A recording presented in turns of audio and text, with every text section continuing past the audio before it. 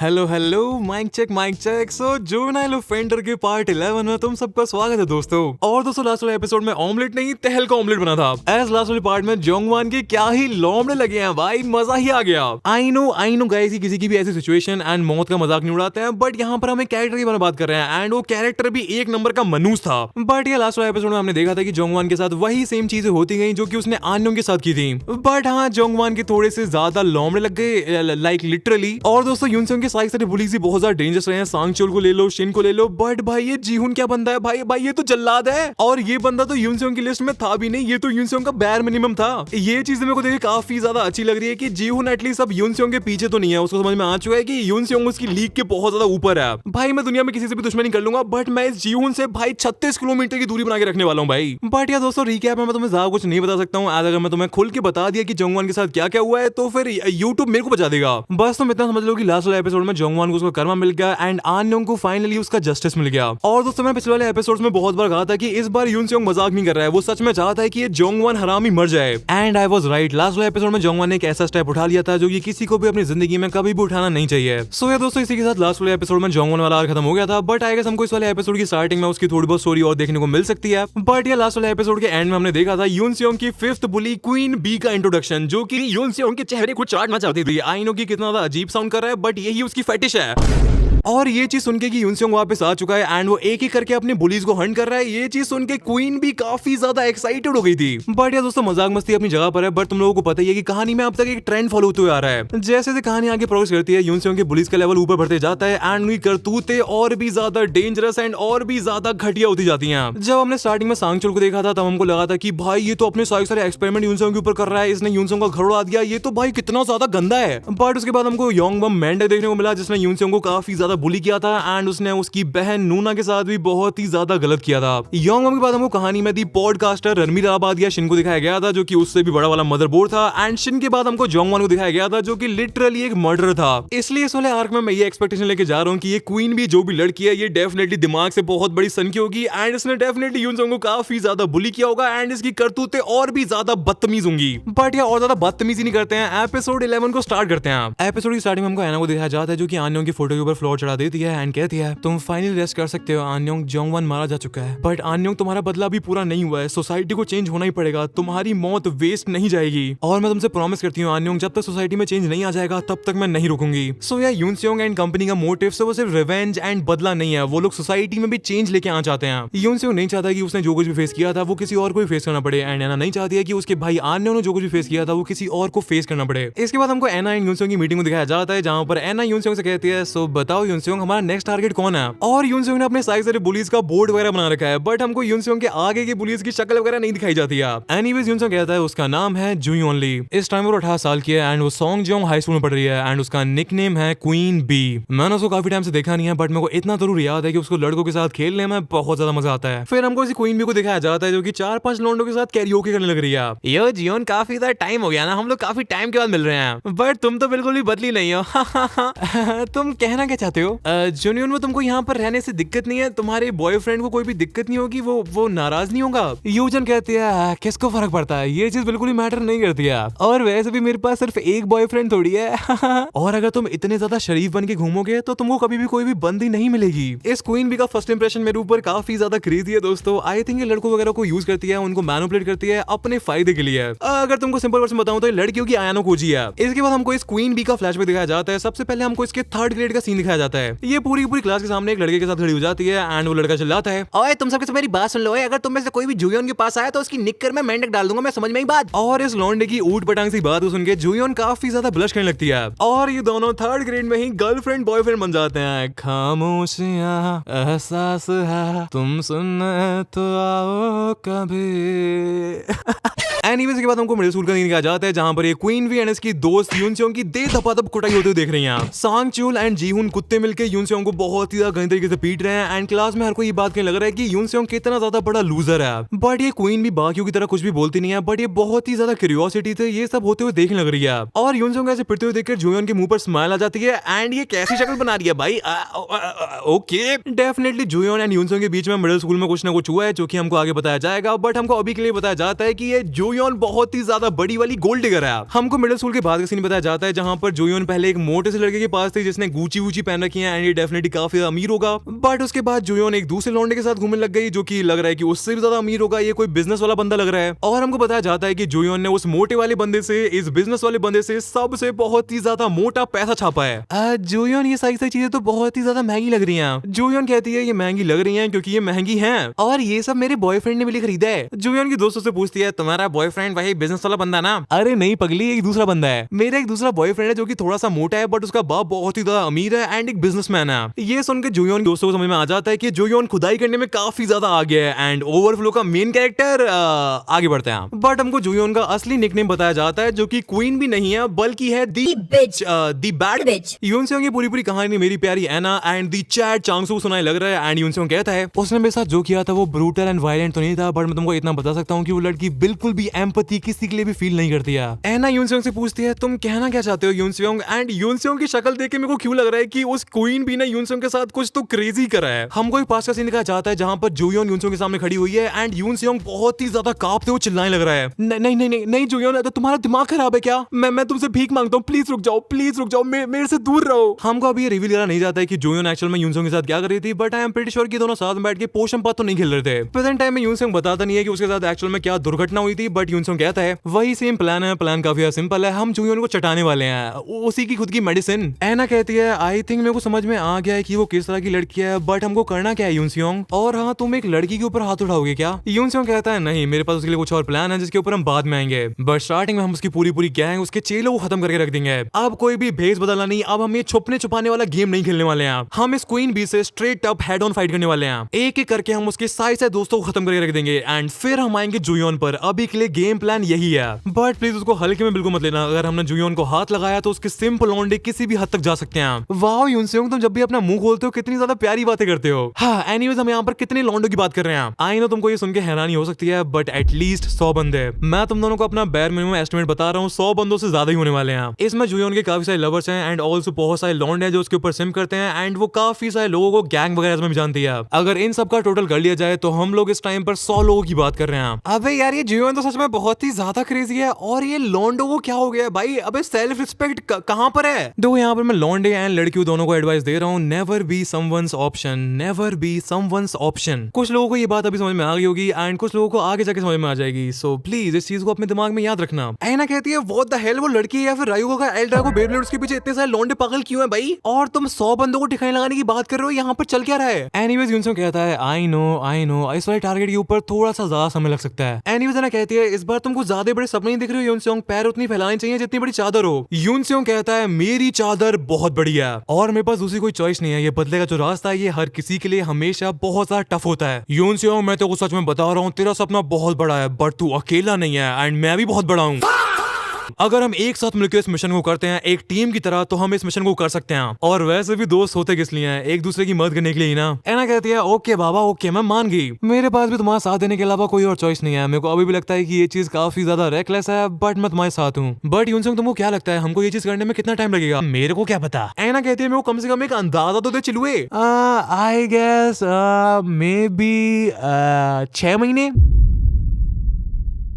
इसके बाद हमको 6 महीने के टाइम से दिखाया जाता है। सर्दियों का मौसम चालू हो चुका है, दोनों ही लॉन्डो ने अपना गेटअप चेंज कर लिया है एंड दोनों चांगसू एंड यूनसेओंग जा रहे हैं कुछ लॉन्डो की कुटाई करने। अब तक जोयोन के पूरे ग्रुप ऊपर नेटवर्क में फैल गई है कि कुछ लोग जोयोन के जान पहचान लोगों के पीछे हाथ धो के पड़ चुके हैं। इसके बाद हमको उन लॉन्डो को दिखाया जाता है जिनको ठिकाने लगाने के लिए यूनसेओंग एंड चांगसू यहाँ पर आ रहे हैं। ओह सो तुम लोगों ने भी उनके बारे में सुना है? मैंने सुना है कि वो लोग फाइट करने में काफी ज्यादा अच्छे हैं, बट मैं तुमको बता रहा हूँ कि अगर वो मेरे हत्थे चढ़ गए तो मैं उनका कीमा बना दूंगा। इस लॉन्डे के ऊपर भगवान की कुछ ज्यादा ही सीधी नजर है, वो इसकी विश को पूरी कर देते हैं। चांगसू चांगसू एंड यूनसेयोंग यहाँ पर आ चुके हैं। सो तुम सब डोबो क्रू से हो ना? तुम्हारा लीडर कौन है? हम यहाँ पर तुमको मारने के लिए आए हैं। मेरे को जल्दी बताओ कि जुयोन ली का x x x x ex boyfriend कहाँ है? आज हम उसको खत्म करके ही रहेंगे। चांगसू कुछ ज्यादा ही लॉकडाउन हो रखा है, वो लोगों को मारने की धमकी दे रहा है, बट यूनसेयोंग कहता है कि हम यहाँ पर तुमको मारने के लिए नहीं आए हैं, मैं बस यहाँ पर तुम लोगों से बात करने के लिए आया हूँ। बट लॉन्डो के अंदर चुल बहुत ज्यादा है। एक बंदा डंडा लेके यूनसेयोंग के ऊपर अटैक कर देता है, जिससे यूनसेयोंग काफी ज्यादा इजीली डॉज कर लेता है और यूनसेयोंग यहाँ पर बातचीत करने के लिए आया था, बट अब यहाँ पर होगी कुटाई। आई एम प्रीटी श्योर कि ये वही लोग हैं जो कि जुयोन को परेशान कर रहे हैं, बट मेरे को लगा था कि इनका पूरा का पूरा ग्रुप होगा, बट ये तो बस 2 ही लोग हैं। यूनसेयोंग चांगसू को बहुत सारे लौंडे चाहतों से खेल लेते हैं एंड हमको बताया जाता है कि ये लौंडे सिसीरियम की प्रैक्टिस करते हैं। सिसीरियम एक बहुत ही ज्यादा पावरफुल एंड एक बहुत ही ज्यादा डेडली फाइटिंग स्टाइल है। अगर तुम लोगों ने लोकेशन देखा है तो तुमको ये चीज पता ही होगी। इसको विंजन यूज करता था, लाइक वो इसका दूसरा वाला वेरिएंट यूज करता था, बट कोई नहीं। ये लौंडे यूनसेयोंग एंड चांगसू के साथ गैंग में करने का प्लान बना ही रहे थे, बट तभी यहाँ पर इनका लीडर आ जाता है। मेरे रास्ते में से सब हट जाओ, आई थिंक ये लोग मेरे से भिड़ने के लिए आए हैं। इन लौंडों का लीडर सच में काफी ज्यादा पावरफुल एंड काफी ज्यादा क्रेजी लग रहा है दोस्तों, एंड इसका नाम है ड्यूकमान होंग। अरे लौंडे तेरे को देख के मेरे को फील आ रही है कि तेरे को फाइट करना काफी ज्यादा अच्छे से आता है, हाँ, बट तू कितना ही पावरफुल क्यों ना हो,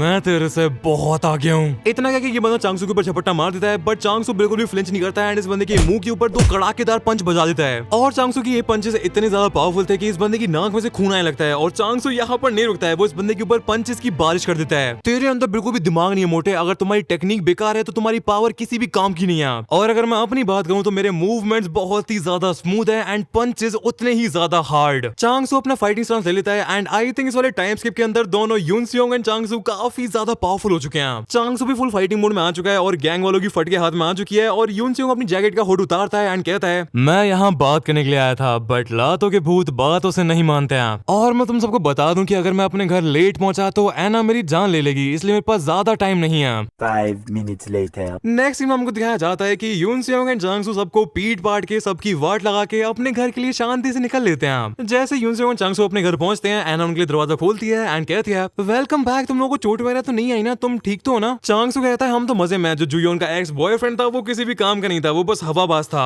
एना कहती है, और तुम्हारा क्या यूनसेयोंग, तुम तो ठीक हो ना? मैं तो बिल्कुल फर्स्ट क्लास हूँ, बट मैं जो आपसे करने के लिए कहा था वो आपने कर दिया ना? एना कहती है, बिल्कुल, मैं जोंगवान के पेरेंट्स एंड जुयोन के लोगों का ख्याल रख लिया है, और जो पूरा लीगल वाला मैटर था उसमें जोंगयुन ने मेरी काफी ज्यादा मदद किया। आई थिंक तुम उस पर कुछ ज्यादा ही हार्श हो यूनसेयोंग, उससे जितना हो पाता है वो तुम्हारी मदद कर ही देता है। एनीवेज आज 6 महीने कंप्लीट हो गए हैं, सो सब कुछ तुम्हारे प्लान के अकॉर्डिंग जा रहा है ना? हाँ, अभी तो सब कुछ प्लान के अकॉर्डिंग ही जा रहा है। आई थिंक जोयोन के अंदर भी थोड़ा बहुत डर तो आ चुका है। हमको दिखाया जाता है कि जोयोन अपने फॉलोअर्स से सिंपैथी वगैरह लेने के लिए आजकल काफी ज्यादा स्टोरीज अपलोड कर रही है। एना कहती है, लास्ट के 6 महीनों में तुम दोनों ने तबाही मचा के रख दिया है, तुमने न जाने उसके कितने लोगों को मारा है, सो उसका रिएक्ट करना तो बनता ही है। बट एनीवेज अब और कितने लोग बचे हैं यूनसेयोंग अपनी जैकेट का हुड उतारता है एंड कहता है, आज वाले लोगों को काउंट करने के बाद सिर्फ 3। और फिर हमको फाइनली यूनसेयोंग का नया लुक दिखाया जाता है। लौंडे ने अपने बाल वगैरह लंबे कर लिए हैं एंड लौंडा काफी बढ़िया लग रहा है। बट इंपॉर्टेंट चीज ये है कि यूनसेयोंग ने अपना क्रू स्टार्ट कर दिया है जिसका नाम है हुड, और इस नई क्रू दी हुड का लीडर है यूनसेयोंग ली।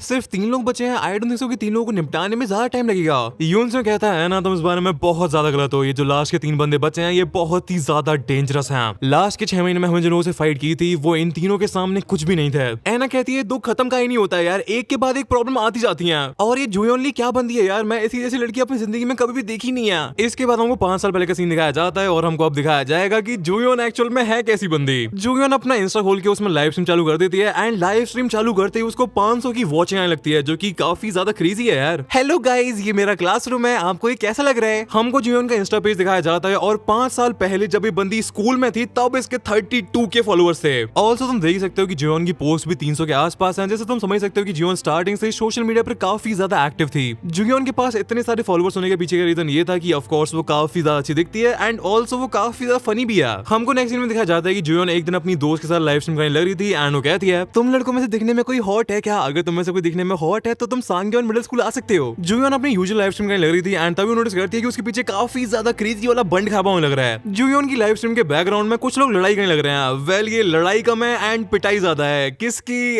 हमारे मेन कैरेक्टर यूनसेयोंग की। हमको दिखाया जाता है कि जीहुन एंड सांगचुल बहुत ही ज्यादा बेरहमी से यूनसेयोंग में लाते ही लाते बजाने लग रहे हैं। ये पूरा सीन देख के जुयोन चिल्लाती है, अबे बेवड़ों में यहाँ पर लाइव स्ट्रीम करने लग रही हूँ, तुमको दिखाई नहीं था क्या? तुम लोगों के पास दिमाग नहीं है? बट जिससे पहले जुयोन कुछ भी बहाना बना पाते या फिर अपना कैमरा घुमा पाते, लोगों लोगों को समझ में आ जाता है कि जुयोन के बैकग्राउंड में क्या चल रहा है। लोग जुयोन की लाइव चैट में लिखने लग जाते हैं कि सांगयोन मिडिल स्कूल में तो बच्चों को बुली किया जा रहा है। जुयोन पूरी सिचुएशन को हैंडल करने की कोशिश करती है एंड उसको कवर अप करने के लिए कहती है, हाँ अरे यहाँ पर कोई भी बुलिंग वगैरह नहीं चल रही है दोस्तों, अरे ये लोग तो खेल रहे हैं, ये लोग ऐसे खेलते हैं, जानवर हैं ये लोग। एनीवेज मैं तुमको ये सब बाद में समझाऊंगी, बाद में मिलते हैं गाइस, मैं अभी के लिए जाती हूँ। जुयोन अपनी लाइव स्ट्रीम बंद कर देती है एंड उसके बाद सांगच्योल एंड उसकी दोस्तों की क्लास लगाना चालू कर देती है। जुयोन कहती है, अभी वो सांगच्योल हरामी, तो ये सब करने का तभी दिमाग में आता है कि जब मेरी लाइव स्ट्रीम चल रही होती है, तू क्या पागल वागल है क्या? सांगच्योल कहता है, आई एम सॉरी जुयोन, बट गलती मेरी थोड़ी है, गलती तो इस कुत्ते की है। सांगच्योल यूनसोंग की गुद्दी थप्पड़ देता है एंड कहता है, चल बे चिलुए, माफी मांग उससे। यूनसोंग कुछ सेकंड्स तक कुछ बोलता नहीं है एज वो कंप्लीटली ब्लैंक हो रखा था, बट सांगच्योल कमीना कहता है, अगर जुयोन की आईडी किसी ने रिपोर्ट कर दिया एंड उसका इन्फ्लुएंसर बनने वाला सपना टूट गया तो तू उसको रीपे करेगा क्या बहन के दीने? चल माफी मांग उससे यूनसोंग फटाफट। सांगच्योल कहने पर यूनसोंग जुयोन से माफी मांग लेता है, बट जुयोन सांगच्योल के ऊपर चिल्ला देती है, हे यूनसोंग क्या तुम प्लीज मेरी मदद कर दोगे, मैं दोबारा से लाइव जा रही हूँ, प्लीज वहां पर सबको बता देना कि यहाँ पर कोई भी बुलिंग वगैरह नहीं चल रही थी और तुम लोग बस आपस में मजाक मस्ती कर रहे थे, प्लीज यूनसोंग क्या तुम मेरे लिए इतना कर सकते हो प्लीज? जुयोन यूनसोंग के काफी ज्यादा क्लोज आ जाती है एंड कहती है, तुम मेरे लिए इतना तो कर ही सकते हो ना यूनसोंग, बट हाँ मैं भी कितनी बड़ी बेवकूफ हूँ, पहले तुम अपने मुंह पर से ब्लड पहुंच के आ जाओ ना। जुयोन की इतनी ज्यादा सेडक्टिव रिक्वेस्ट को सुन के यूनसोंग अपने मुंह पर से ब्लड वगैरह को साफ करने जाने लगता है, बट जब वो कॉरिडोर में जाता है तो वो एक चीज नोटिस करता है कि आज वेदर काफी ज्यादा अजीब है, बिल्कुल भी हवा वगैरह नहीं चल रही है एंड मौसम बिल्कुल ऐसा हो चुका है जैसे टाइम रुक चुका हो। बट यूनसोंग को ये वाला मौसम काफी ज्यादा अच्छा लग रहा है, उसको ये चीज काफी ज्यादा पीसफुल लग रही है, बट कुछ ही सेकंड्स में यूनसोंग इस वाले मौसम को कंप्लीटली हेट करना स्टार्ट कर देगा आज उसकी लाइफ एक बहुत ही ज्यादा ड्रास्टिक टर्न लेने वाली है। हमको देखा जाता है कि एक अंकल जो कि आई गेस यूनसोंग के टीचर वगैरह होंगे, वो यूनसोंग की तरफ भागकर आते हैं एंड कहते हैं, यूनसोंग एक बहुत ही ज्यादा टेरेबल न्यूज है, तुम्हारी बहन ने एक सुसाइड नोट लिखा है एंड वो गायब है। यूनसोंग जैसे ये चीज सुनता है उसके पैरों तले जमीन खिसक जाती है और इसके बाद का हमको पता ही है कि क्या हुआ था।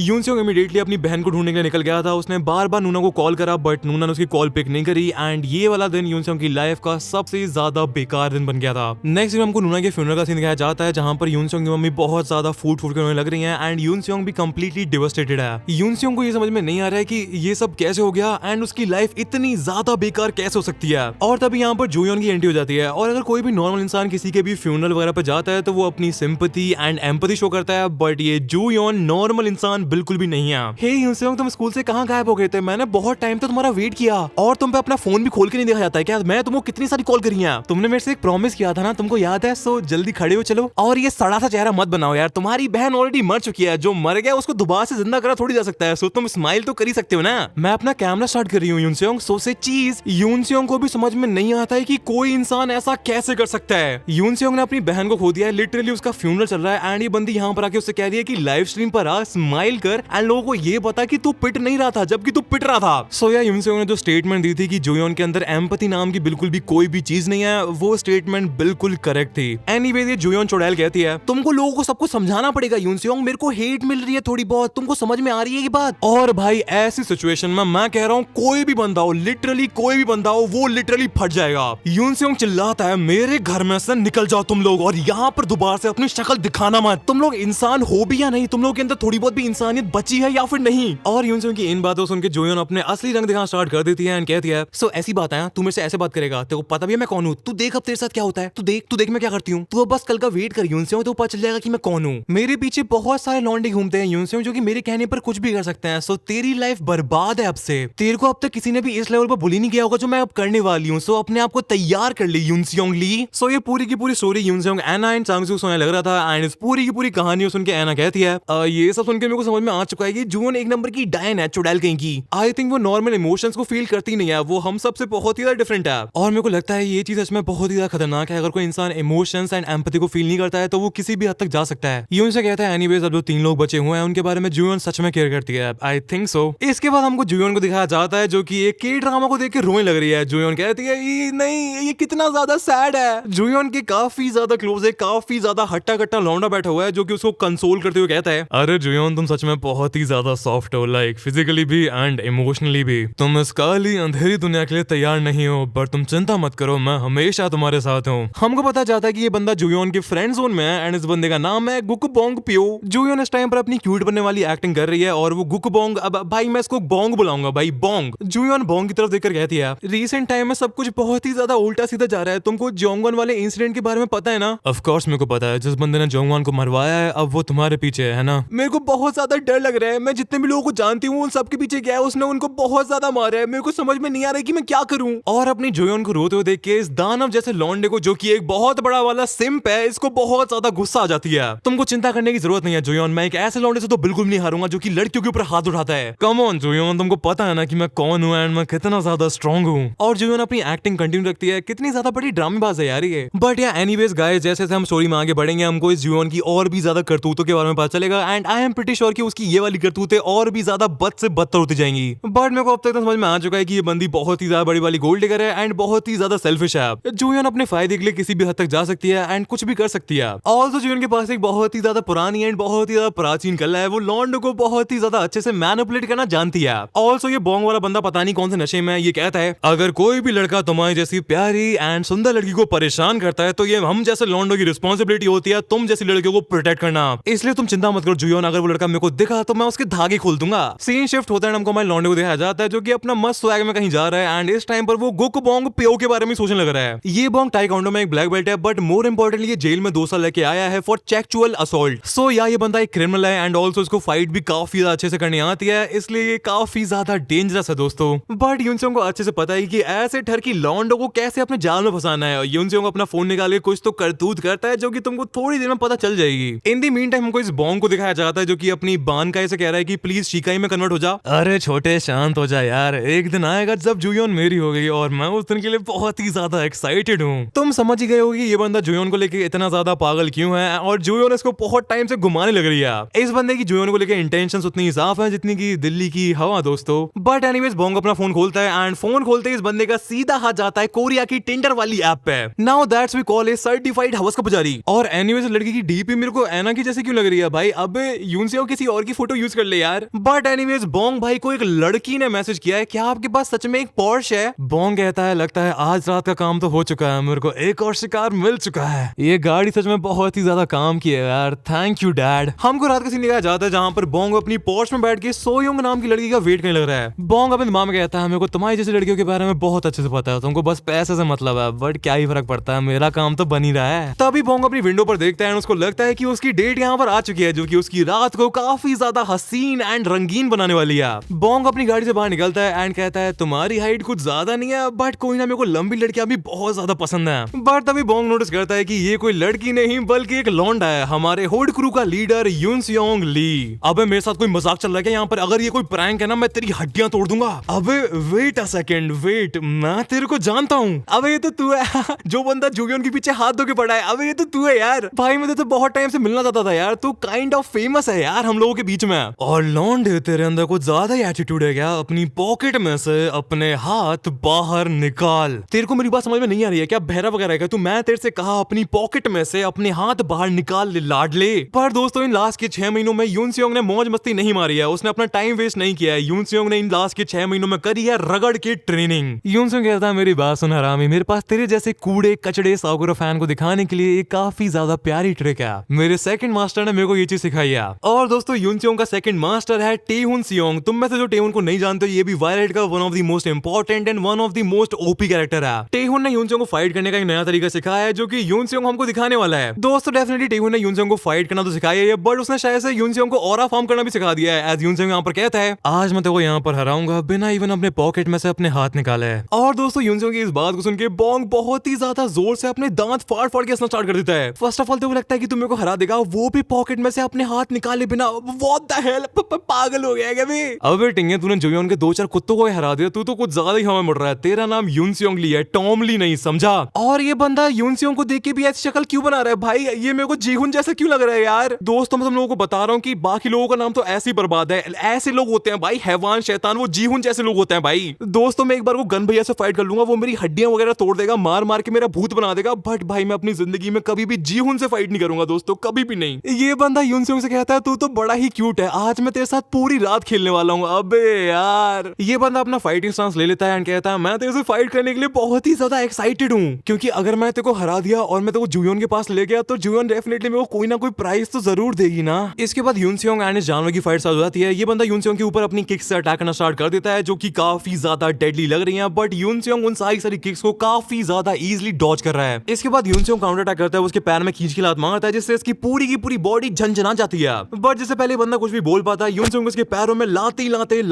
चलते बजा देता है, जिससे इस बंदे की हवा टाइट हो जाती है एंड ये अपने घुटनों पर आ जाता है। बोंग भैया के दही बल्ले ठंडे हो चुके हैं दोस्तों। बोंग भैया कहते हैं तू चीटिंग करता है, चीटर कहेंगे, चीटर है तू एक नंबर का। बट तभी बोंग अपने दिमाग में जूयोन के बारे में सोचता है। वो दोबारा से अपने पैरों पकड़ा हो जाता है और वो यून सियोंग के ऊपर किक्स की बारिश कर देता है, जिनको अगेन हमारा लड़का यून सियोंग काफी ज्यादा इजीली डॉज कर रहा है। बट हमारा मेन कैरेक्टर यून सियोंग भी काफी ज्यादा हरामी है दोस्तों। वो सेम स्पॉट पर बार बार इस बोंग भैया के पैरों पर लाते लाते मारने लग रहा है। बोंग को काफी ज्यादा गुस्सा आ रही है, उसको काफी ज्यादा दर्द हो रहा है। बट इससे ज्यादा इंपॉर्टेंट चीज ये है कि नेक्स्ट में हमको दिखाया जाता है कि बोंग के एंकल में जो मॉनिटर लग रखा था वो टूट चुका है। एज यू नो कि बोंग एक क्रिमिनल है एंड वो जेल में रह के आया है, इसलिए पुलिस वालों ने उसके पैरों में एक घुंघरू आई मीन ये ट्रैकर लगा रखा है ताकि उसकी लोकेशन हमेशा पुलिस वालों को पता रहे। यून सियोंग कहता है अबे यार मेरे को लगा था कि आज हम पूरी रात मजा करने वाले हैं, है ना, बट अब जब तेरे पैरों के घुंघरू टूट गए हैं तो अब हमारे पास ज्यादा टाइम नहीं है। मैंने सुना है कि इस ट्रैकर के टूटते ही मिनिस्ट्री ऑफ जस्टिस वाले थे वो कुत्तों की तरह ढूंढते हुए यहाँ पर 30 मिनट के अंदर आ जाएंगे। हाँ, पूरा का पूरा मजा किरकिरा कर दिया यार। बोंग की खिसक जाती है, वो पागलों की तरह यून सियोंग के ऊपर अटैक करना स्टार्ट कर देता है और वो कहता है 30 मिनट, मैं 5 मिनट के अंदर अंदर तेरे को जान से मार डालूंगा यून सियोंग कुत्ते।